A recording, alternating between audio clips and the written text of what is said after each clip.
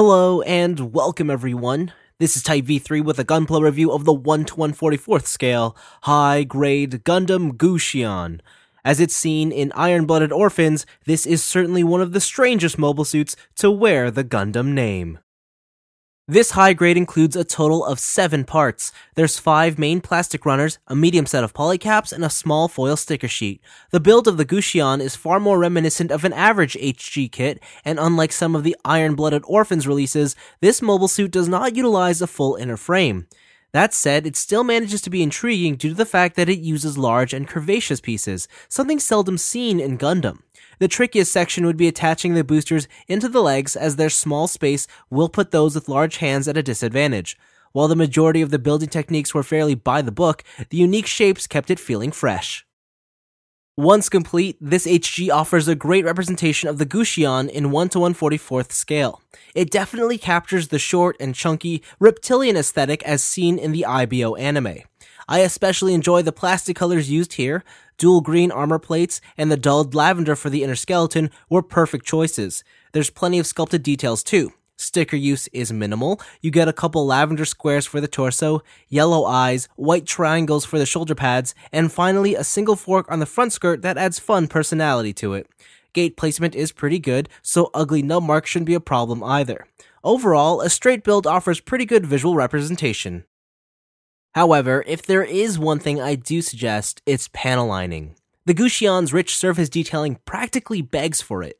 Moreover, darkening some of the boosters and holes will help to achieve animation accuracy too. Outside of that, there's nothing else to be done. One could argue that the rear legs and sides of the torso should have their seam lines covered, but with the busy armor texture, I think it all blends well together. Now, if this kit looks short, that's because it is. The Gusion is just about 4.5 inches tall, although because it's so wide, it feels a lot shorter than it is. For articulation, the head is on a simple ball joint connection. There's one at the base of the neck and there's one inside the head, but really you're not going to get too much use out of both of those. Instead, you're just going to get some up and down, side to side motion with some tilting, but a lot of this area here, this whole collar, does tend to block it off. The torso, all you have is a ball joint at the waist, and yes, it is a ball joint, but the thing is, because it's so chunky, all you're going to get is a waist swivel. You can get some ab crunch, but really, you're not going to get anything out of it. The arms have a bit more going on. First of all, it's a ball joint inside to the torso, but it's on a swing-out polycap, so it does move forward. It's just that these like to pop out a lot. That's the only issue I have there. The shoulder pad is on its own separate hinge, so it goes upwards, and then you have a hinge for the arm that lets this go outwards.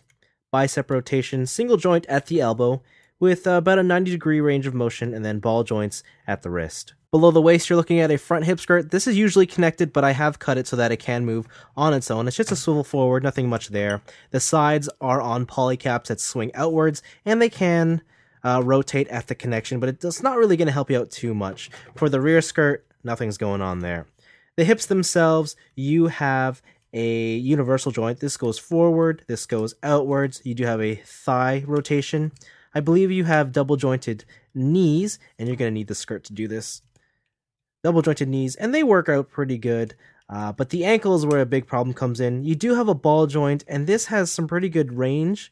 The thing is, because everything is so fat around it, you're not going to get much use out of the ankle tilt, so things are going to get a bit limited here. Articulation is what it is. It's got the potential for great movement, but the chunky body kind of puts a limit on everything. Accessories are few with the Gusion. Firstly, you only get a single left open palm for display purposes. I would have liked a matching right hand. For weapons, you get the Gusion hammer and a submachine gun. Both are simple in sculpt and are completely pale lavender in color. You may want to paint these a bit. Surprisingly, the kit can hold the hammer single-handedly without issue, and the gun is equally as functional. For storage purposes, there's an external adapter that connects to an opening panel in the Gundam's back. This acts as a mounting point for the hammer.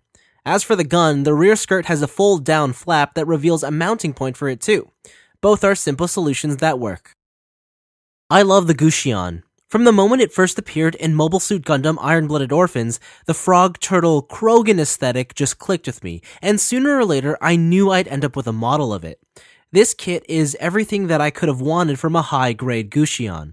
Every functional aspect about it is simple, and more importantly, it nails the look.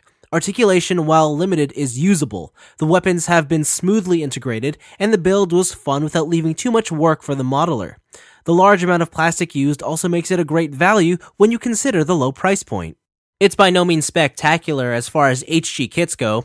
Then again, it's not a kit that needs to be. The goal here is that the Gusion looks the part. Everything else is just a bonus. If you're looking for something different, something fun, or just something that doesn't immediately scream Gundam at you, the 1/144th scale high-grade Gusion may be the next Gundam for you. But that's all for me. Thanks for watching, and you know what would make me happier? If the Gusion was bigger. Like 1/100 scale bigger. Oh, wait a minute.